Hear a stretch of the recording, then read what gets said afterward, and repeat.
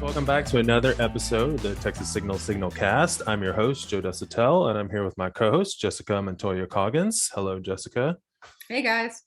And we have some breaking news, essentially. The census numbers just dropped, so we're going to talk about that. We're going to talk about all the people who are suing Greg Abbott, which is virtually everybody, and then the latest on the quorum break and what's going on there. So I think we should just start with the census numbers because it's interesting how much that informs what is going on in our state politically and why they're trying so hard to take away our right to vote. So leading to the top lines on the census numbers is that 95% of the growth in Texas over the past 10 years is people of color. 95% of the vote. That's quite a bit. Oh, I mean, we know it was a lot, but 95%. And basically that puts Hispanic Americans obviously identifying because this is the census versus non-Hispanic whites virtually tied across the state of Texas. Right. We've talked a little bit about this census. There was a lot of worries that we were going to have an undercount. There was a lot of drama with the Trump administration, with Greg Abbott, not sort of supplying a lot of things. But these numbers did reflect a tremendous amount of growth in a lot of urban areas, a lot of suburban areas, a lot of decrease in rural areas. So if there was an undercount, it's possible that it was from folks who would not like to see Texas counted fully. But yes, and we've always known that at some point Hispanic Texans would eventually sort of become the largest ethnic group in Texas. There were estimates that would happen in 2030, and it looks like that's going to happen probably next year, maybe in the kind of next couple of months. So this is This was, I think, for folks that were worried that, the census was really, really going to distort views of Texas, though that did not come to fruition. Mm-hmm. Yeah, I mean, it's pretty clear why, Greg Abbott waited so long to put any money in. He really waited to like the last month to put any money into the census. And he basically told localities and local governments he was not putting money in there. And now we know why, because the growth was literally in the suburban areas and the urban areas where we're seeing, lots of diversity. And that does not work in their favor. And so what does work in their favor is basically the status quo, as much as they can keep it that way. And we anticipated that we might be able to get as many as 4 congressional seats, and we end up only getting 2. So I feel like they probably see that as a win for their party.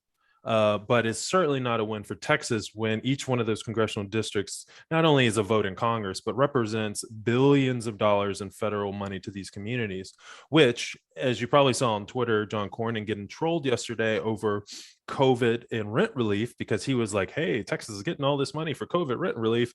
Meanwhile, lots of people pointing out you voted against that, dude. So yeah. This has become a big state. This has become a big staple for Republicans. They're pointing out things that were, either in a tax relief or a COVID relief bill, and it's like, but dudes, y'all didn't support it. No. Philosophically and ideologically, they love to like push against any kind of spending unless it's a tax cut for their donors. They're not interested in it. But yeah, as soon as that money hits the block, they're there to cut the ribbon. I mean, that is really unfortunate. I hope people can see through that.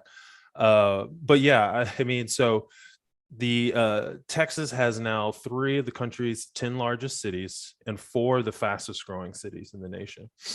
And so I think that, I hope for people they can make that connection between Abbott's fight against local government, because that's what it is. They don't have any Democrats to punch around at the state level. They see the growth, they see the energy and the economies of our cities and our big counties, and it scares the heck out of them because those local leaders are all Democrats, and eventually they're going to be statewide candidates, and so we see them at every level, even in a pandemic when it is hurting everybody and spreading to everyone. They see that as a leverage opportunity to take away power from the local government. Mm-hmm. Yeah, and so one of the things that the census is going to be used for, of course, is redistricting. And this is sort of gets at what we're talking about here, why it matters so much who's moving to Texas and where they're moving, is because it makes it that much harder for them to keep their majority when they are doing redistricting. And in Texas, we just refer to it as gerrymandering because that's pretty much what it is. The difference in this cycle of redistricting is that we no longer have those federal protections that we had before basically the Trump Supreme Court. Well, actually, yeah, it was a 2013. Actually, so that was even during Obama's era. The Supreme Court knocked down the federal review process, which was very important in Texas, which essentially they took all those southern states that had a history of Jim Crow and said, we need to look at your maps to make sure that you're not hurting people of color. And now Texas no longer has that protection. That just makes what the Texas Democrats were doing in DC, fighting for voting rights, that much more important. Mm-hmm. Yeah, I mean, that was a big legacy of John Roberts, who pretty much essentially who authored that opinion. And at the end of the day, that will probably be one of his lasting legacies. And the court's even more conservative now than it was in 2013. Mm-hmm. So yeah, it was a huge blow. And even at the time, I remember Eric Holder was the attorney general, and he was trying to warn folks about how sort of bad this could be. And I'm not even sure folks at the White House at the time kind of were able to process that. So yes, we will keep, redistricting is going to be a huge thing.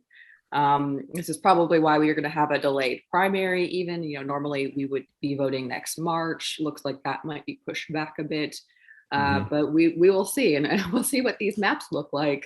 It's possible that this data will make it a little harder for them to gerrymander in ways, but when Republicans have a will, they have a way. And oh yeah, absolutely. That's their yeah, I mean, and when you think about it, like this is about their existence, and so they're going to fight to the very end, because if they don't draw these lines, they lose their power. I mean, their self-preservation, everything they've done, everything they've given in to Trump on, and all of that is for nothing if they don't keep their seats. And so yes, they're going to find a way. It doesn't matter how ugly those maps come out. It doesn't matter how they split communities up and neighborhoods up. It's going to be whatever produces the most R's and whatever reduces the most D's. And we know that. So, that's kind of one of the reasons that we're saying with these voting rights, it's so important that folks who are coming back and trying to strike deals and things like that need to understand that what's really the point of that. They are not going to draw you a favorable district just because you came back and tried to negotiate a better bad bill on this voting stuff. And so, what kind of legislature do you even want to serve in, right? Like, you may not get that majority this first time around or the next time around, but you've got to be able to fight for something, and you're going to rely on these grassroots organizations who are counting on us right now to stay strong. When it's time to vote, they're going to be relying on them to be knocking on doors and making calls for them, and that's going to be really hard to make the case for that. And so, as you mentioned, the delay in primary. I think that because the governor has vetoed when he made that veto, killed the funding for the legislature, it also did the same for the legislative budget board and the people who write and draw the district maps and all that stuff. Basically, it seems like the governor's just kind of like tripping all over himself. But no matter what, these maps are going to end up in court. And so it's very likely that the next legislature, so the one that is elected in 2022, will be the ones that have a shot at doing something with these maps as well if it's going through the court. So I think redistricting is going to come up in the next session, is basically what I'm saying. So that just makes it that much more important that Democrats preserve our voting rights today, so we have another shot of getting a majority. And not only that, well, I guess we, all the statewide offices that are going to be up for grabs in 2022 are the ones that are on the redistricting statewide board and things like that. So basically, what I'm saying is it's a very important election, and we've got to do everything to make sure that we have a fair shot at winning that election. Mm-hmm. Of course, absolutely.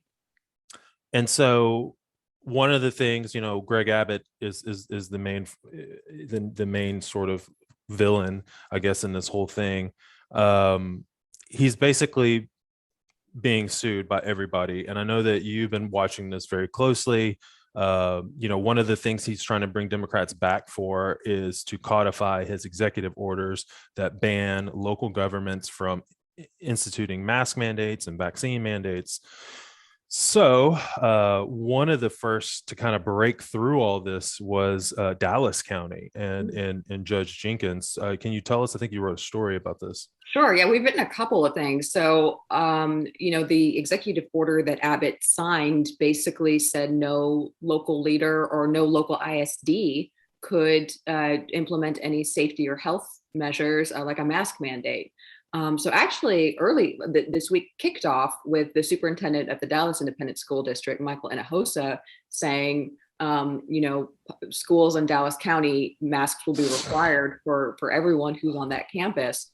And then, quickly, Austin ISD did the same, as did Houston and Fort Worth, and we're up to a number of these ISDs doing that.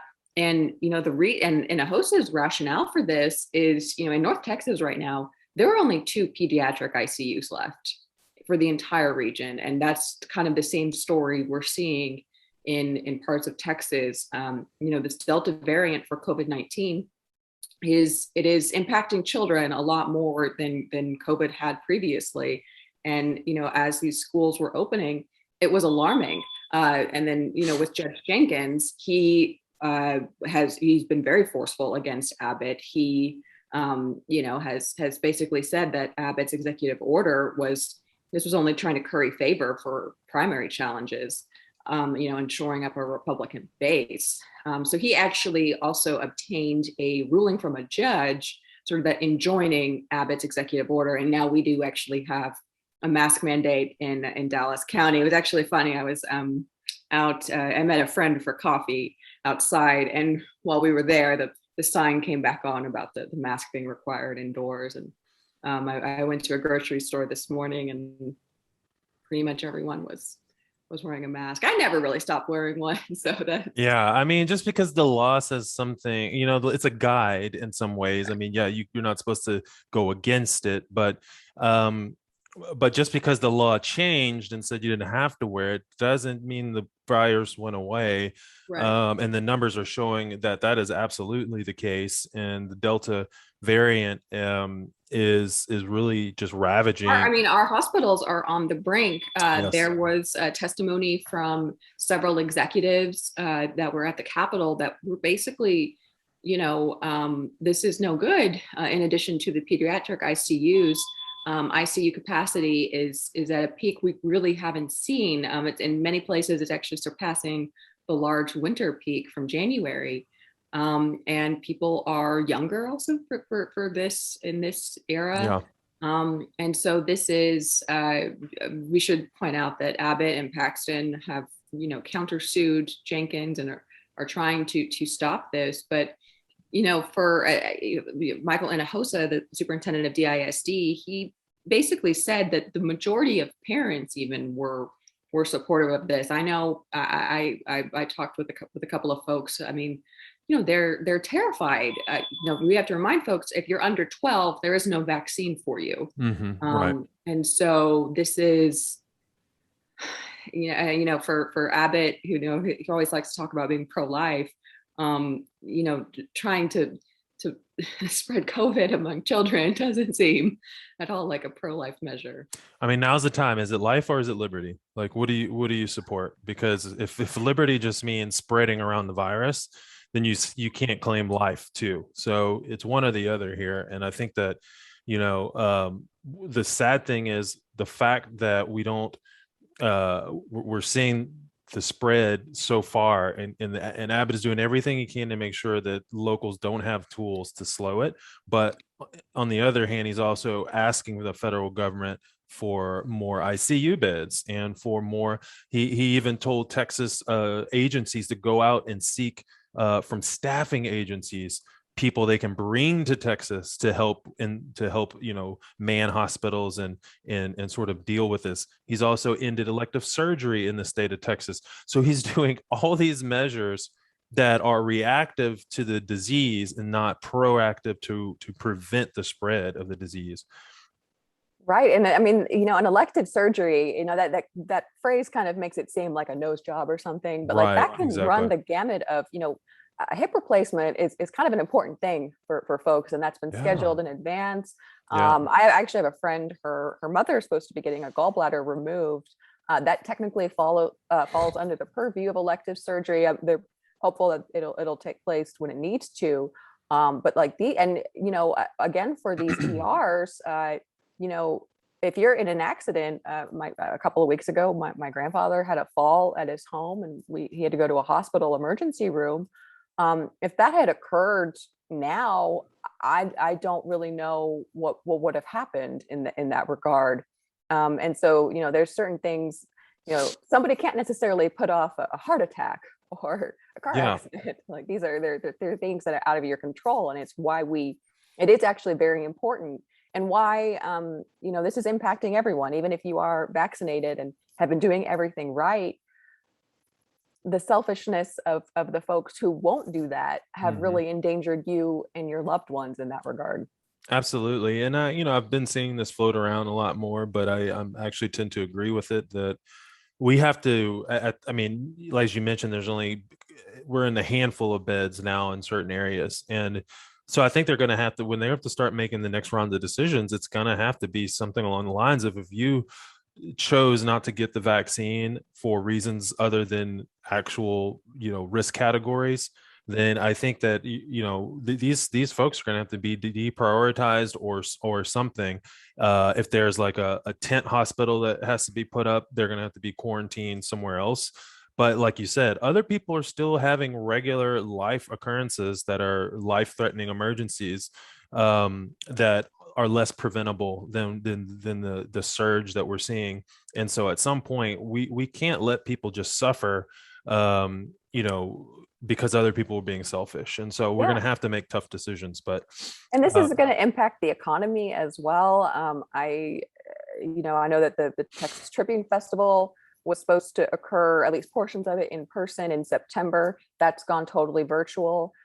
Jason Isbell had to cancel a concert, and I think it was Houston, where the venue he's now doing. He wants an entirely vaccine. You have to have proof of vaccinate crowd, yeah. vaccination, vaccinated crowd, or a negative COVID test. So I think that venue couldn't accommodate that. But we've seen, Stevie Nicks pulled out of ACL.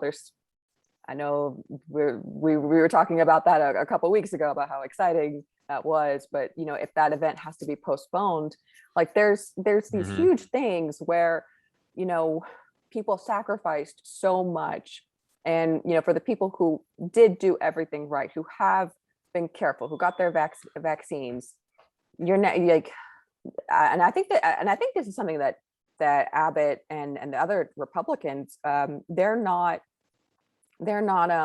prepared to deal with. There's a No. lot of anger and frustration out there. Well, they're And basically, the way they're dealing with is choosing to ignore any scientific reason at all, and say, you know what, our stance is no mask mandates, no vaccine mandates, no lockdowns. And so they're saying, well, we're not the ones that are going to be shutting things down because we're telling people we're not going to support anything like that. But meanwhile, it is their policies that are leading to businesses making independent decisions about, how they can keep their employees safe, how they can keep their customers safe.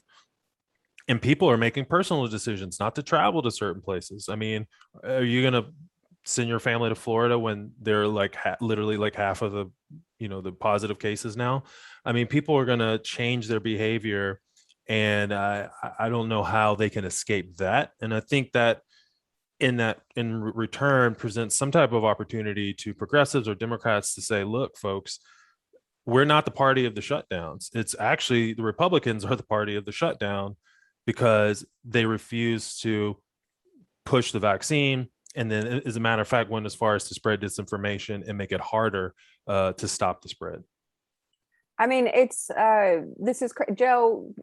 You went to school. I went to school. We had to present vaccinations for a whole slew of things, which is, by the way, one of the reasons there aren't as many pediatric ICU units, because children are right now pretty naturally healthy because we've eliminated so many diseases. I went through to see what vaccines I received, and I was like, I've never heard of rubella. I've never heard of diphtheria.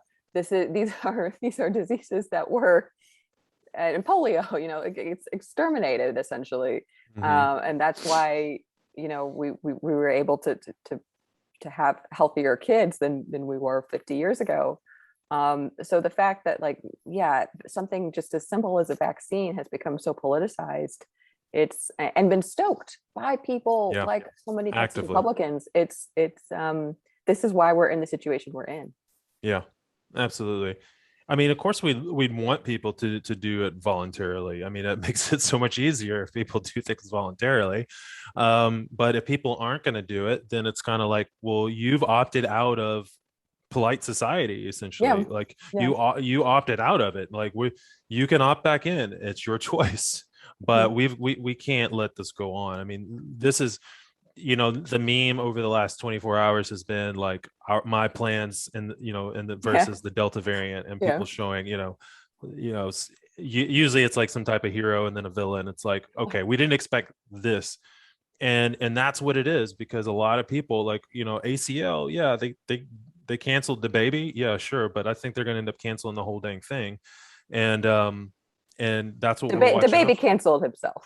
Yeah, oh, that's true. Good point. Yeah, the baby canceled himself. So, I think that's what it's going to take. I don't know. Maybe it is for those 100,000 people that were going to go to ACL to be mad at Greg Abbott because it was his fault.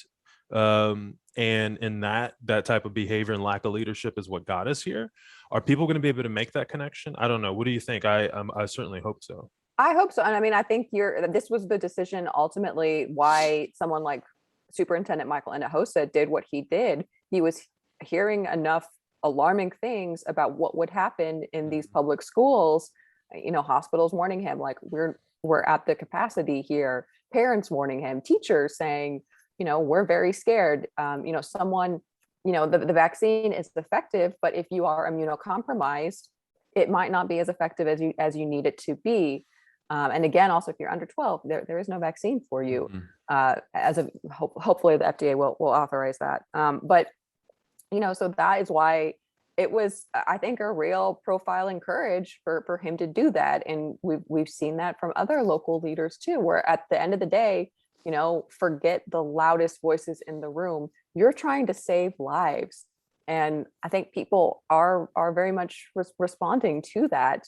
And I think I do think that Abbott has. I mean, I was just with a friend who, she kind of can't believe we're kind of back to square one with things, and and that's what people should be so mad about. We just we put it in for a year, like we did it, and then those few folks, it just doesn't take that many people, I mean, it felt like things were getting better, and I mean, I've certainly had, I've had the existential crisis moment where it was like, oh man, my meme that I did was from Misery. I had the fall plan was like James Caan, like really happy at the beginning, and then the Delta variant was Kathy Bates with the oh yeah, that's a good one.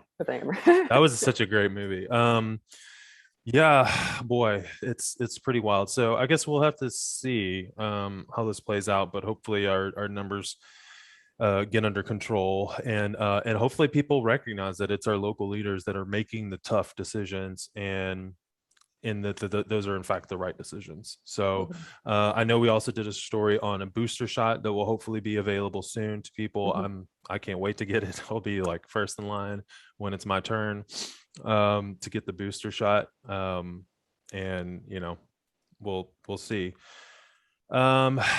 But for some people, it just seems like it's really hard to get out of this sort of misinformation bubble that they put themselves in, whether it's COVID-19 or the 2020 election. It just seems like they can't get away from their own garbage. But so I thought this was really funny. I saw yesterday, or I think it was this morning when I woke up, Dan Crenshaw trending. I'm like, my eyes aren't even completely open. And it's never good. Yeah, and I'm just like, Dan Crenshaw, let me click that and see what that says. And apparently he was getting trolled for saying that Biden won the election fair and square, and that, hey guys, we just got to get with the program and move on. And people didn't seem to like that on his side. No, they did not.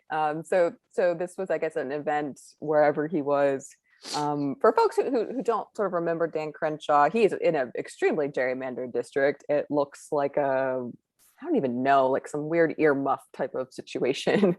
This is going to sound weird, but I always thought it looked like Bart Simpson coming out of a genie bottle, because it's like really thin. That's a very specific. It is, but it like comes, it's really thin at the bottom, almost to a point, and comes around the north side of Houston, and then it goes up, and it kind of has this like jagged top. Yeah. And it kind of looks like Bart Simpson. So Bart Simpson coming out of a genie bottle. Okay, yes, I see it. I see it now. So he is. I guess he got on the national radar for a kind of a tactless joke that was made on Saturday Night Live by Pete Davidson, which I could go back in time and just tell Pete Davidson, please don't. So, well, person. But anyway, regardless, he is by all measures pretty Trumpy, and then he basically was heckled by this man, saying like, why aren't you doing anything to help Trump? These are also some of the folks that I believe think Trump will be reinstated, I think in a few days, some like August 15th or something. Yeah. And so, yes, Crenshaw was trying to explain that, Joe Biden won the election, and he's trying to explain here in August of 2021 that Joe Biden won the election last November, guys. Yes, he's been president for 7 months now, but but this is, again, like, this is the craziness that the Republicans have fostered. Several of our congressional leaders have appeared alongside Mike Lindell, the My Pillow guy, who is trying to also, I think he's getting sued by Dominion voting servers for a lot of money, and 1.3 billion. That might explain the craziness. Yeah, and that got upheld by a judge like today. I think he was trying to get that case dismissed, and like, no, it's legit. It's moving forward, so that's great. I hope they put him out of business. But this is the things that people like Dan Crenshaw are going to encounter through. This is what you've created. It is you played. As Colin would say, you played yourself. You played yourself, homie. That's for sure. Because he really started out with a lot of promise, I think. And I say that as somebody who likes to see Republicans who are moderate and can work with Democrats and things like that. He started out sort of that way, trying to be above the Washington fray kind of a thing.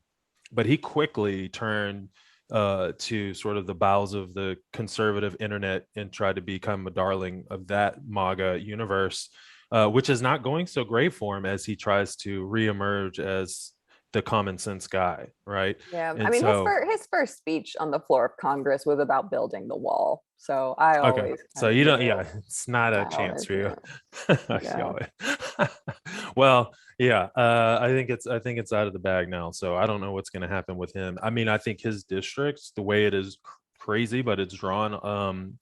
I think those are more high income Republicans, and I think at the end of the day, he better start paying attention to the people that live in his district.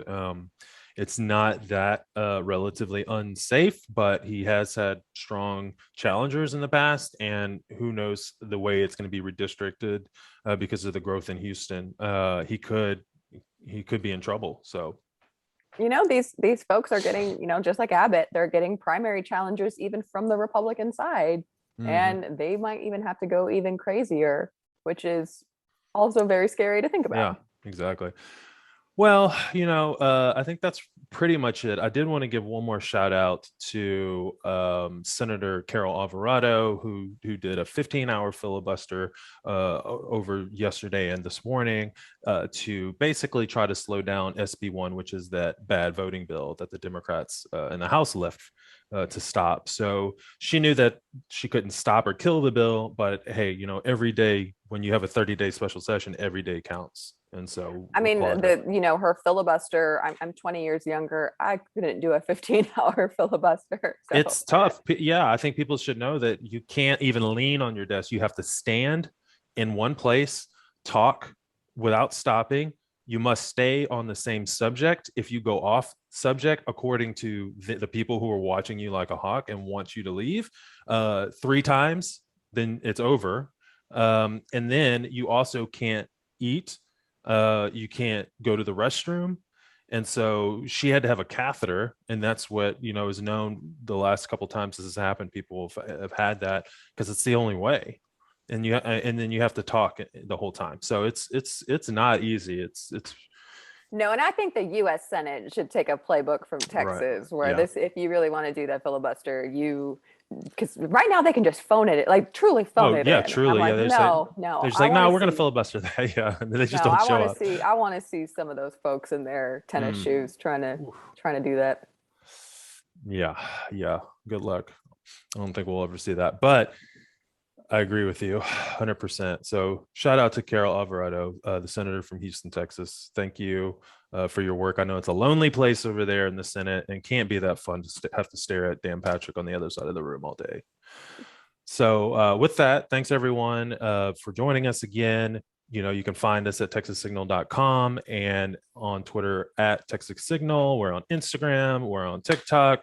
Anywhere you get your podcasts, and we love our Patreons. So please, if you would like to support and make sure that we can do this type of journalism in a sustained way, please go to texassignal.com in the top right and check out the link there to become a Patreon member.